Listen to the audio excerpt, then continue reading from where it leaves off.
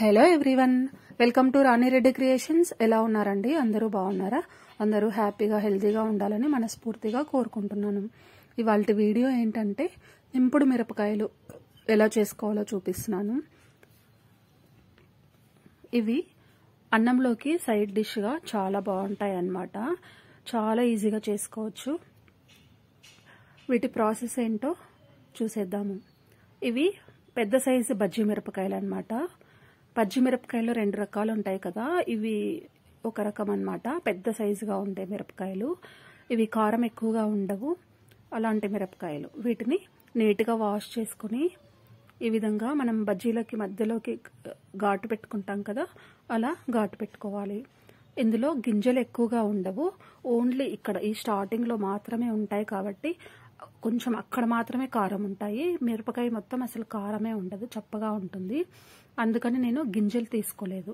ఒకవేళ మీకు కారం అనిపిస్తే గింజలు తీసేసుకొని ఇలా ఘాటు పెట్టుకొని గింజలు తీసేసుకొని పక్కన పెట్టుకోవచ్చు. తర్వాత ఒక బౌల్లో 3 స్పూన్లు పుట్నాల పప్పు పౌడర్ వేసుకుంటున్నాను. అలాగే 3 స్పూన్లు కొబ్బరి పౌడర్ వేసుకుంటున్నాను. మనం మిరపకాయలు తీసుకునే దాన్ని బట్టి ఈ పౌడర్స్ క్వాంటిటీ వేసుకోవాలన్నమాట. నేను తీసుకున్న వాటికి ఇవి కరెక్ట్గా సరిపోతాయి. తర్వాత టేస్ట్కి సరిపడా సాల్ట్ వేసుకోవాలి.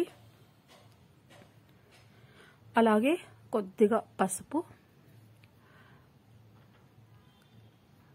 అలాగే పావు టీ స్పూన్ గరం మసాలా వేసుకోవాలి. వీటన్నింటినీ బాగా కలుపుకోవాలి.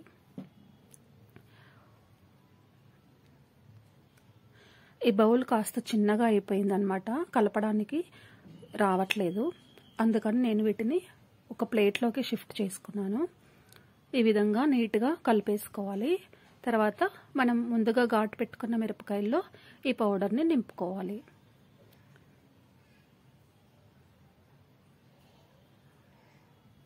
ఇలా మొత్తంగా నీట్గా పైనుండి కింద దాకా నింపుకోవాలి పౌడర్ని.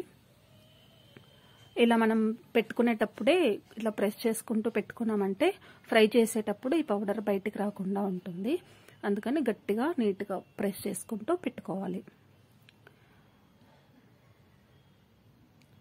ఇదే విధంగా ఇంకో మిరపకాయ కూడా ఇలాగే పెట్టుకోవాలి. ఈ విధంగా ప్రెస్ చేసుకుంటూ పెట్టుకుంటే మంచిగా లోపలే ఉంటుంది పౌడర్ బయటికి రాకుండా. ఇదే విధంగా అన్ని మిరపకాయలని ప్రిపేర్ చేసి పెట్టుకోవాలి. ఇప్పుడు స్టవ్ ఆన్ చేసుకుని బాండీ పెట్టుకుని ఆయిల్ వేసుకోవాలి. ఆయిల్ కొంచెం ఎక్కువగానే పడుతుంది, ఎందుకంటే ఈ మిరపకాయలన్నీ ఫ్రై అవ్వాలి కాబట్టి. ఆయిల్ హీట్ అయిన తర్వాత మిరపకాయల్ని ఈ బాండీలో వేసుకోవాలన్నమాట. ఇలా ఒక్కొక్కటిగా పెట్టుకుని అన్ని మిరపకాయలు ఒకేసారి పెట్టుకోవాలి.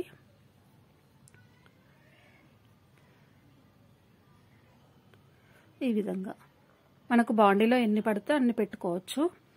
ఈ విధంగా పెట్టుకుని మధ్య మధ్యలో ఇలా కలుపుకుంటూ ఫ్రై చేసుకోవాలి. మంటని సిమ్లో పెట్టుకొని ఉడికించుకోవాలి. మనం ఫుల్గా పెట్టుకుంటే మంట ఇవి తొందరగా మాడిపోతాయి, ఉడకవన్నమాట సరిగా. ఈ విధంగా మధ్య మధ్యలో తిప్పుకుంటూ కాల్చుకోవాలన్నమాట. ఈ మిరపకాయలన్నీ బాగా మగ్గిపోవాలి.